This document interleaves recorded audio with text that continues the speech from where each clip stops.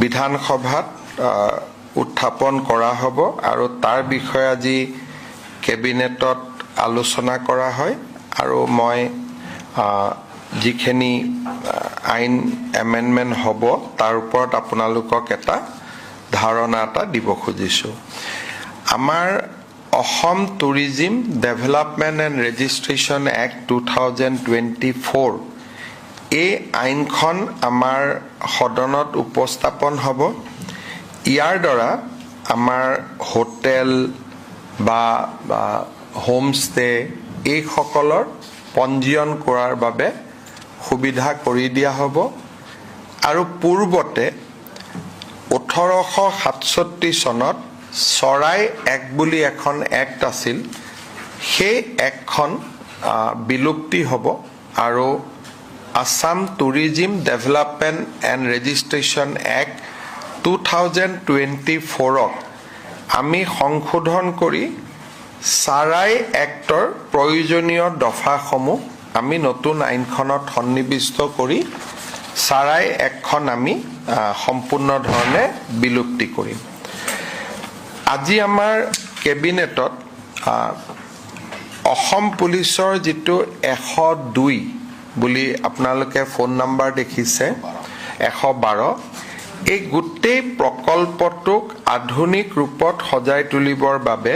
আমি 97.90 কোটি টকাৰ অনুমোদন দিওঁ এই আঁচনিটো এনেকুৱা হ'ব যে 200খন পুলিচৰ ভ্যান থাকিব পুলিচ ভ্যানত সাব ইন্সপেক্টৰ এজনৰ নেতৃত্বত সেই পুলিচ ভ্যানখন থাকিব 112ৰ এটা কল সেন্টাৰ থাকিব যেটো কল সেন্টাৰ আমি দেৰগাঁৱত প্ৰতিষ্ঠা কৰিম লাচিত বৰফুকন একাডেমিত যিকোনো মানুহে মোৰ ঘৰত চুৰ হৈছে মোৰ ঘৰত ডকাইতি হৈছে বা মোৰ ওপৰত আক্ৰমণ হৈছে 112ত ফোন কৰাৰ লগে লগে 112ই 108ৰ দৰে প্ৰথমতে আমাৰ যেটো ডেস্কবোৰ্ড থাকিব তাত জিআইএস সিগনেলৰ পৰা উলিয়াই ল'ব যে ঘটনাস্থলীৰ পৰা কোনখন গাড়ী ওচৰত আছে আৰু সেই গাড়ীখনক তেওঁলোকে নিৰ্দেশ দিব যে পানবজাৰত আক্ৰমণ এটা হৈছে বা ঘটনা এটা হৈছে আপুনি পানবজাৰৰ কাষত আছে আপুনি ফাঁচি বজাৰত আছে তৎকালীনভাৱে আপোনালোকে ঘটনাস্থলীলৈকে যাওক তাৰমানে মোবাইল পুলিচ ষ্টেচন এটা হ'ব 200টা মোবাইল পুলিচ ষ্টেচন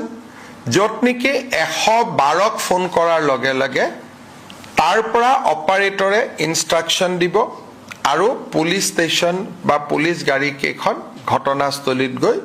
উপস্থিত হ'ব এই গোটেই কামটো কৰিবৰ কাৰণে আমাক 1000 জন ড্ৰাইভাৰ লাগিব 200খন গাড়ী কেইবাটাও শিফটত হ'ব 200খন গাড়ী লাগিব আমাক সফটওয়্যাৰ লাগিব আৰু কন্ট্ৰোল ৰুমত এনি টাইম বহি থাকিবৰ কাৰণে 200 গৰাকী লৰা ছোৱালী লাগিব এই গোটেই প্ৰকল্পটো আমি ৰূপায়ণ কৰিম আৰু তাৰ বাবে 100 কোটি টকা আজি কেবিনেটত অনুমোদন দিয়া হৈছে এনে ধৰণৰ আধুনিক 112ৰ সেৱা উত্তৰ প্ৰদেশ আৰু তেলেংগানা চৰকাৰে খুব ভালকৈ ৰূপায়ণ কৰি আছিল আমি এই সেৱাটো এতিয়া অসমতো আৰম্ভ কৰিম আৰু 112ত যেতিয়া কোনোবাই ফোন কৰিব যদি মেডিকেল এজেন্সি হয় 112ই নিজে নিজে 108ক ফোন কৰি দিব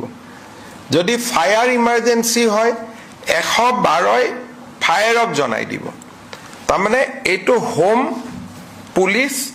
ফায়াৰ ব্ৰিগেড স্বাস্থ্য তিনিওটা বিভাগত ইয়াত এটা এই 112ৰ জৰিয়তে এটা সমন্বয় সাধন কৰা হ'ব তাৰমানে তেওঁ ভুক্তভোগীজনে তিনিটা ফোন কৰিব নালাগে ফায়াৰ ব্ৰিগেডত ফোন কৰিব নালাগে এম্বুলেন্সত ফোন কৰিব নালাগে 112ত ফোন কৰিলে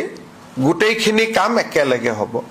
কিন্তু 108 মুকলি থাকিব এটো নহয় যে 108 এতিয়া বন্ধ হৈ যাব নেকি এটো নহয় 108 থাকিব কিন্তু 112ত ফোন কৰিলে দুৰ্ঘটনা হলে পুলিচে নিজে নিজে 108ক কৈ দিব যে অমুক জায়গাত দুৰ্ঘটনা হৈছে আপোনালোকে এম্বুলেন্স পঠাওক so health disaster response integrated police station আৰু এটো 24/7 থাকিব ৰাতি 2টা বজাতো যদি ফোন কৰে যে মোৰ ইয়াতে মাৰপিট হৈছে ঘটনা হৈছে ছোৱালী ওপৰত কিবা বেয়া শব্দ কোৱা হৈছে যি ঘটনা হলে ৰাতি হলেও এই 200খন গাড়ী 24/7 ই এক্টিভ হৈ থাকিব যেনেকে এম্বুলেন্স এক্টিভ হৈ থাকে এটা মোবাইল পুলিচ ষ্টেচন টাইপ হ'ব এটো এটা বহুত ডাঙৰ ৰিফৰ্ম অসম পুলিচত আজি কেবিনেটে 100 কোটি টকা অনুমোদন দিছে ইয়াৰ লগত গাড়ী দামটো নাই গাড়ী আমি ইতিমধ্যে কিনি লৈছো